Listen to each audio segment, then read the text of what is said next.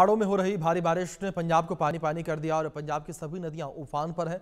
नदियों से आए सैलाब ने सूबे के सभी जिलों को अपनी जद में ले लिया है। पंजाब इस समय 1988 के बाद की सबसे भयावह बाढ़ का सामना कर रहा है। भारी बारिश और हिमाचल प्रदेश के साथ जम्मू कश्मीर में छोड़े गए पानी के कारण राज्य की प्रमुख नदियां सतलुज, ब्यास और रावी उफान पर हैं और मौसमी नाले के खतरे के स्तर के ऊपर बह रहे हैं और अब तक बाढ़ में 37 लोगों की मौत हो चुकी है और 3.5 लाख लोगों से अधिक जो हैं प्रभावित हैं। राज्य के सभी 23 जिले बाढ़ की चपेट में आ चुके हैं, जबकि 1655 गांव पानी में डूब गए हैं।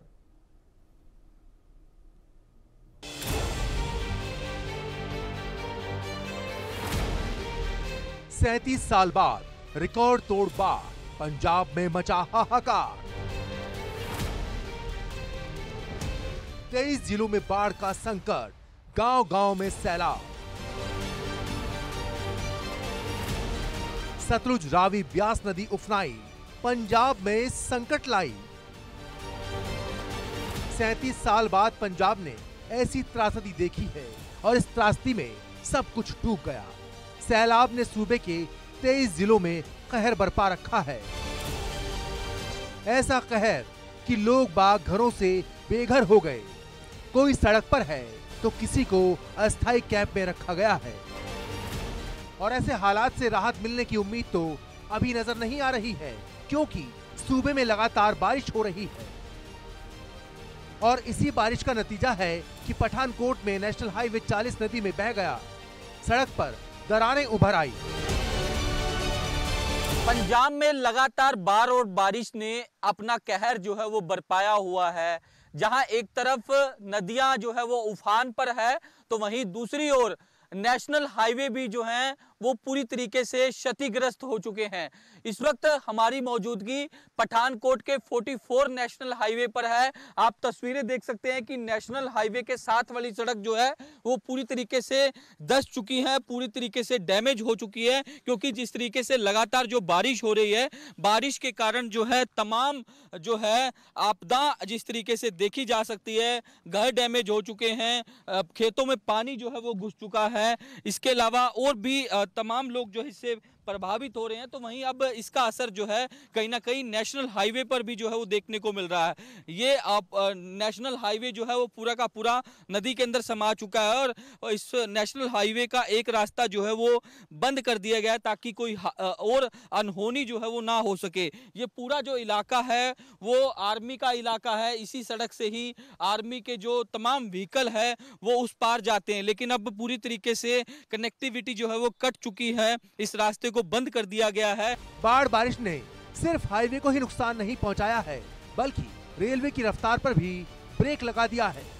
पठानकोट की चक्की दरिया उफान पर है, जिसकी वजह से रेलवे ओवरब्रिज के पास 100 फीट का कटवा हुआ है, जिसके चलते जम्मू डिवीजन की 50 से ज्यादा ट्रेन एक हफ्ते से ज्यादा वक्त के लिए रद्द कर दी गई हैं। बाढ़ और बारिश का कहर अब रेलवे पर भी दिखने लगा है। इस वक्त हमारी मौजूदगी पठानकोट के चक्की दरिया रेलवे ब्रिज पर है। यहाँ बाढ़ का पानी आने के कारण जो है 100 फीट कटाव जो है वो आ गया है और रेलवे ब्रिज के नीचे जो जमीन थी वो पूरी तरीके से खिसक चुकी है।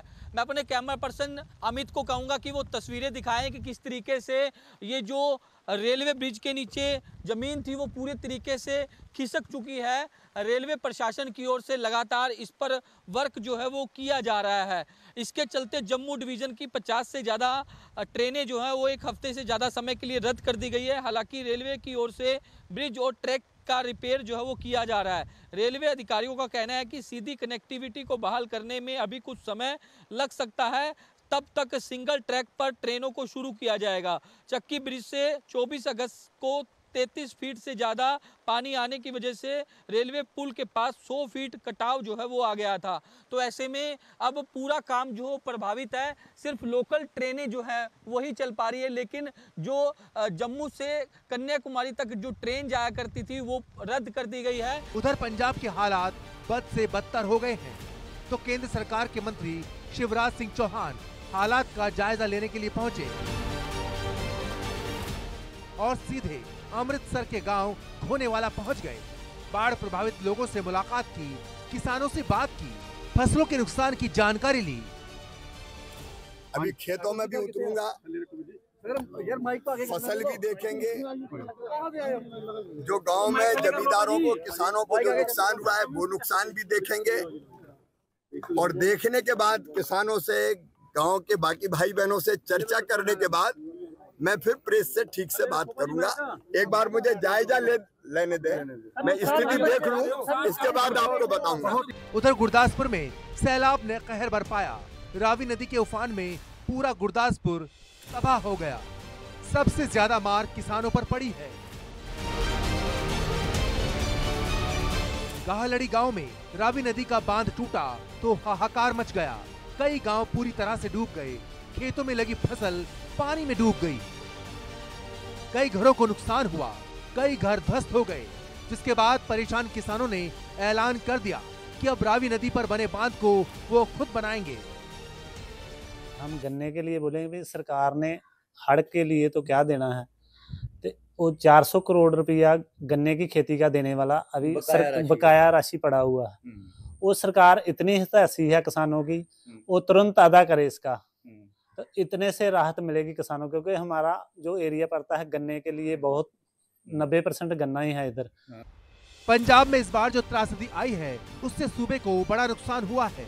पंजाब के 23 जिलों में बाढ़ का संकट गहरा गया है। भारी आफत आई है। 12 जिलों में तो हाहाकार मचा है।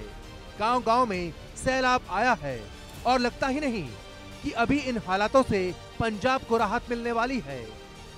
Bureau report, India news.